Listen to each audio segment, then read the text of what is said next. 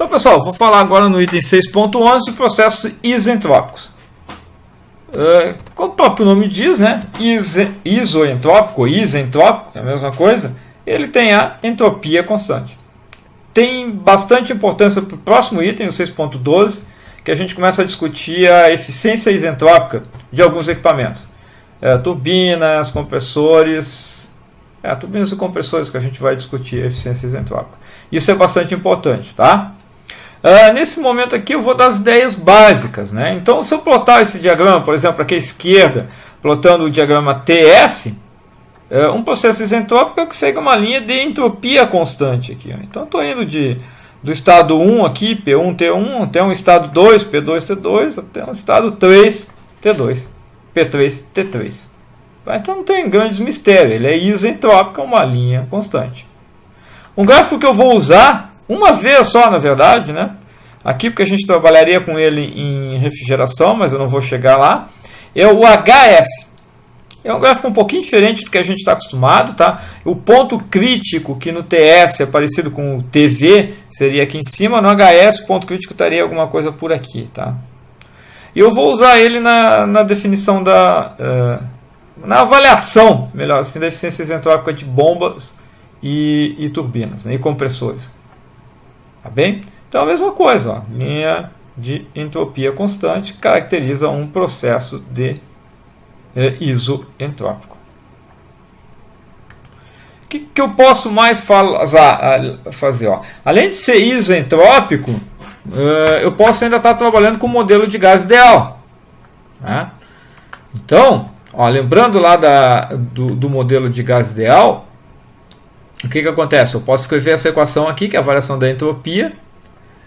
Ela pode ser calculada como esse S0 de T2 menos S0 de T1, menos uma correção em função da pressão aqui, né? A variação de entropia eu sempre preciso de duas propriedades, no caso aqui pressão e temperatura. A gente já trabalhou, já fez até exemplo com essa equação, né?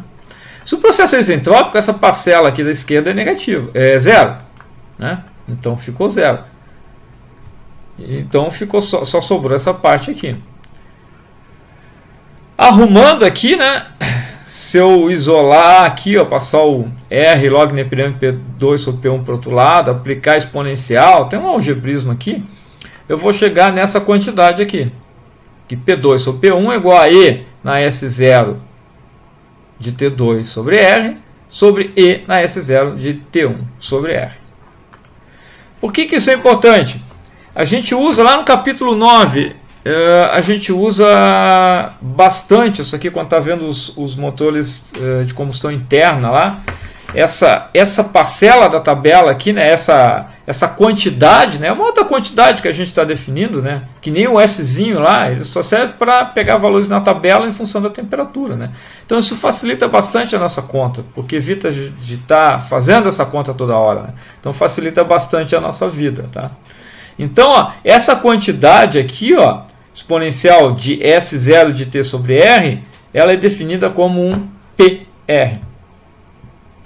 Então, eu posso, ó, calcular P2 sobre P1 igual a PR2 sobre PR1. O que facilita a nossa vida, porque eu estou associando diretamente aqui a pressão com a temperatura. Ó, né? O PR depende só da temperatura. Então, se eu te conhecer uma pressão aqui e conhecer as duas temperaturas, eu consigo calcular a outra pressão, através dessa expressãozinha aqui. As nossas tabelas só tem essa quantidade, né, esse PR, para o ar. Tá? Só vou poder usar ela no caso do ar.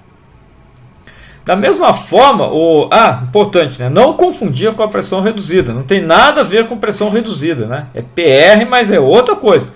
É uma propriedade que a gente definiu para usar as tabelas de gás ideal. Só isso. Tá? Da mesma forma, né, eu vou definir um VR. Né? E lembrando lá de um gás ideal que eu posso escrever que V é igual a RT sobre P. Né? Eu posso escrever, né, entre dois estados, né, eu posso escrever que V2 sobre R sobre V1 vai ser RT2 sobre P2. Divididos por, né, no caso eu inverti aqui, né, ficou P1 sobre RT1, então multipliquei. Né.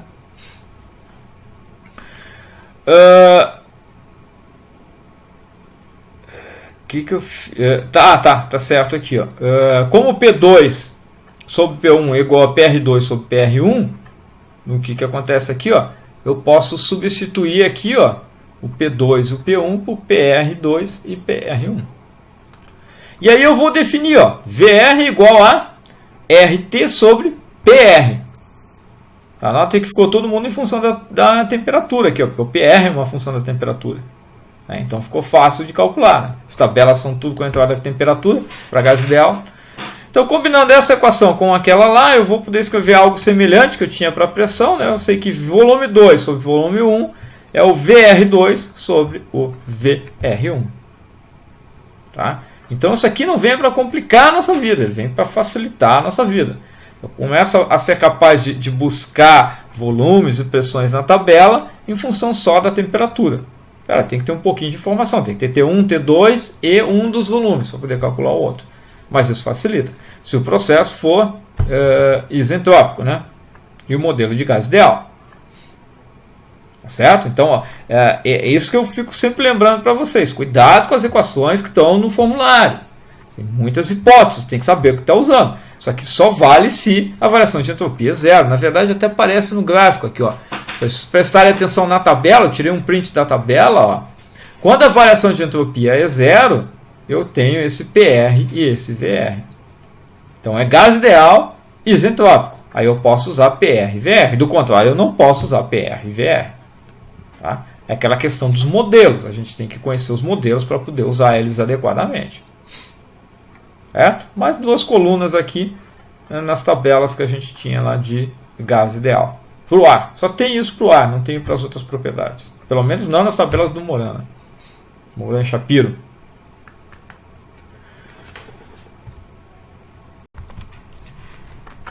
Bom, ainda com o modelo de gás ideal, né? Relembrando que para um modelo de gás ideal são duas equações que eu tinha lá, né? Eu já tinha trabalhado nos slides anteriores com a de cima, mas tem uma outra aqui que eu posso escrever entropia em função da temperatura e do volume, né? Então é aquela quantidade lá, aquele CP de T sobre T aqui, que tudo é função da temperatura e uma correçãozinha do volume. E a mesma coisa lá em cima, uma correçãozinha com a pressão. Bom, se eu assumir que o processo é isentrópico, né, eu estou sobre o item de isentrópico, né, então o processo é isentrópico e os calores específicos são constantes, tá? Se ele é constante, ele sai para fora da integral, né? Então a integral de dt sobre t é log independente de T2 sobre T1, né? Então eu posso escrever isso, ó. O lado esquerdo é zero, tá? O CP e o CV eles saem da integral e eu integro só o dt sobre t. Então eu cheguei nessas expressões aqui para correlacionar a temperatura com as pressões. Tá? Tem o CP e o CV na jogada aqui. Ainda lembrando lá do gás ideal, né? Tinha essas correlações aqui, ó. Que o CP é igual a KR sobre K menos 1, o CV era R sobre K menos 1, onde o K é a razão entre o CP e o CV. Também em capítulo 3, gás ideal, a gente trabalhou essas equações. Combinando essas equações aqui dentro do quadradinho, do retângulozinho azul com essas equações aqui, eu vou ter um outro conjunto de equações para correlacionar, por exemplo, as temperaturas com as pressões, temperatura com volume ou pressão com volume. Tá? São equações que facilitam a nossa vida, mas eu tenho que lembrar. Quando é que eu posso usar? Calores específicos constantes, processo isoentrópico, modelo de gás ideal. Então tem um monte de simplificação. Tá? Então são equações bem tentadoras assim de usar, porque elas são bem simplificadas, mas eu tenho que lembrar quais são as simplificações que eu usei para chegar nessa equação.